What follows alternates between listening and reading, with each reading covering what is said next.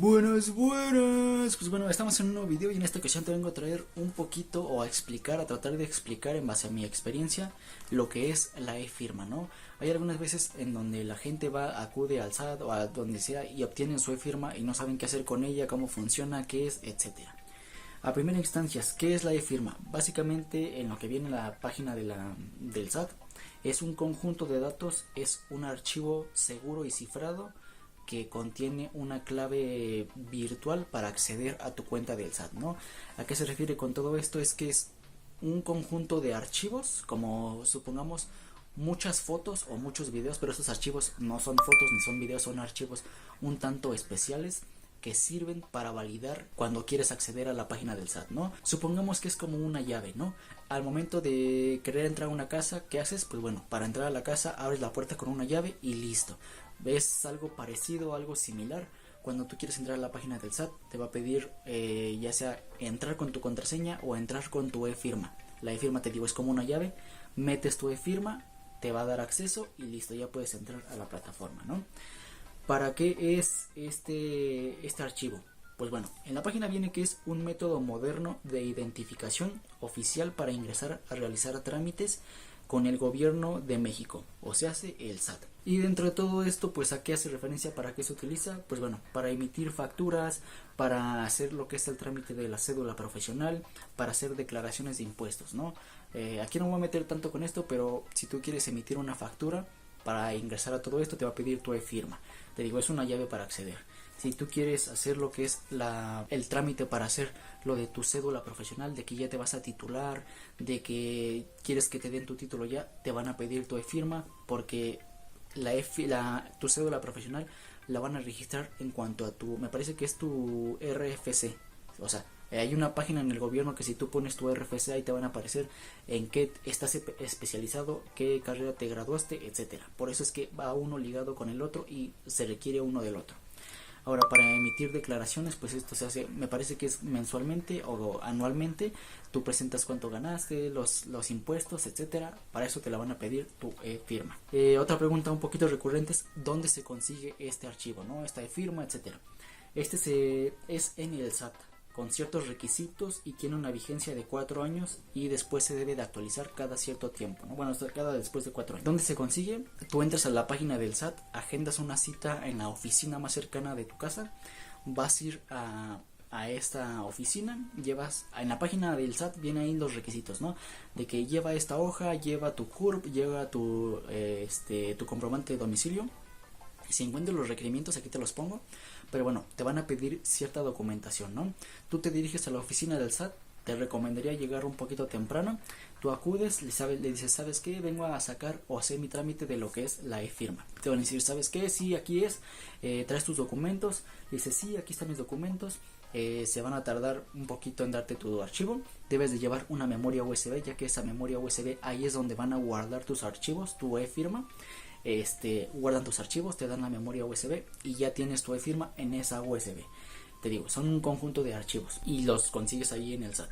En cuanto a la vigencia, es de que esta misma e-firma te va a servir durante 4 años.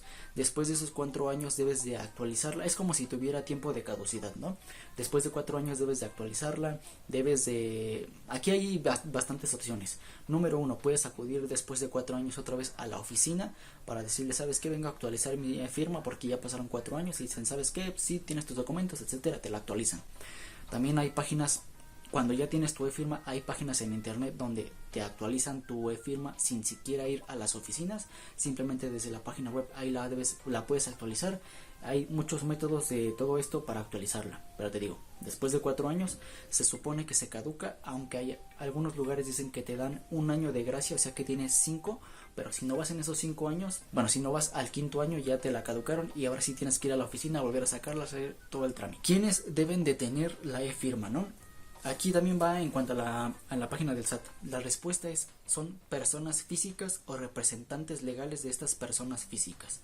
Si tú eres una persona física, si estás declarado en el SAT como una persona física, aquí no me voy a explicar tanto que es una persona física o una persona moral, ¿no?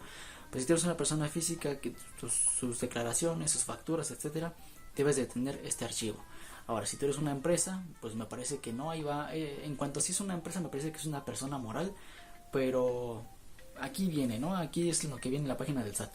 ¿Quién lo deben tener? Personas físicas o representantes de personas físicas. Otra pregunta un poquito repetida todo esto es ¿cuánto cuesta tenerla? ¿Cuánto cuesta sacarla? ¿Cuánto te van a cobrar por sacarla? En la respuesta de la página del SAT es que viene que no tiene ningún costo. Simplemente tú tienes que sacar tu cita, ir con tus papeles ya listos, iniciar el trámite y ahí está. No te deben de cobrar nada, no te cuesta nada. Bueno, te digo, debes de sacarla con tiempo y sacando pues cita, ¿no? No tiene ningún costo básicamente. En cuanto a recomendaciones que encontré con alguna persona de internet también, en la página también del SAT viene lo siguiente, ¿no? Número 1. Llevar una memoria al terminar el proceso, corroborar que sirve. ¿Cómo corroboramos que sirve, no? Pues bueno, te digo, tú vas a la oficina, vas con la persona y le dices, ¿sabes qué? Quiero sacar mi firma. Tú vas a estar en contacto con esa persona. Al momento en el que termine el proceso, lo que recomiendan es que con tu memoria USB le digas, ¿sabes qué, señorita o señor? Me podría probar de que mi memoria sí sirve o mi e-firma sí sirve, introduciéndola en su computadora.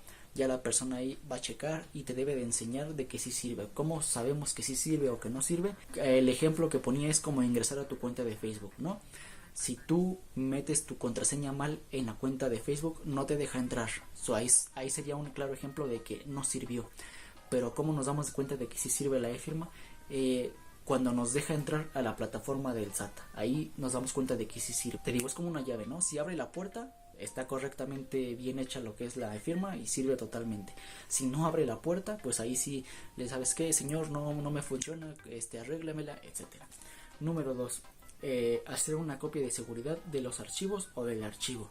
Cuando te dan tu memoria USB, lo que recomiendan es llevarlo a tu computadora, guardar esos archivos ya sea en tu computadora, en un disco duro, en la nube, porque si los pierdes, pues vas a tener que volver a hacer todo el trámite de nuevo y es un rollo que pues, básicamente no se recomienda tanto. Número 3, llegar temprano. Esto te digo en cuanto a lo que es la cita, ¿no? Si tú haces una cita el 8 de noviembre a las 7, llega a las 6 por si te pasan primero, y si te falta un archivo pues tengas todo ese tiempo para ir a sacarlo, ir a sacar las copias necesarias, etcétera. Ya que hay algunas personas de que si tú llegas a la mera hora y ya te llamaron, pues ya perdiste tu cita, ya perdiste tu lugar y tienes que volver a reagendar, etc. Vamos con los últimos puntos. Checar lo que es la caducidad. Esto lo puedes checar en la computadora. Al momento de que tú le das clic derecho y vas a propiedades, vienen fecha de inicio, fecha de creación. Ahí viene, supongamos 2002, te digo, son 4 años de caducidad, entonces tengo hasta 2026 para no preocuparme de esto, ¿no? Y en el 2026 vuelvo a hacer el trámite, pero ahora supongamos que es del 2018 cuando la crearon. Tengo al 2022, o sea, ya se me pasó, tenía todavía este año, no, hasta el 2023 tenía el año de gracia. Y bueno, ahí se ve, fecha de creación en propiedades de tu computadora, ahí se ve cuándo se crearon los archivos, para que tengas lo que es pendiente, lo que es la fecha de caducidad, ¿no? Y el último punto es anotar lo que es la contraseña. Tenemos mucho en cuenta de que como mexicanos o como personas no tenemos a acordarnos bien de las contraseñas, ya que siempre ocupamos la misma o ocupamos una diferente, etcétera. Anota tu contraseña en un lugar seguro para que no te pase esto de que ya se me olvidó la contraseña, tengo que volver a ir para que me reinicien la contraseña, etcétera. Estos son consejos que encontré, te digo, en la página del SAT como en diferentes creadores de contenido, y me parece que son bastante importantes venírtelos a recomendar, ¿no? A decir.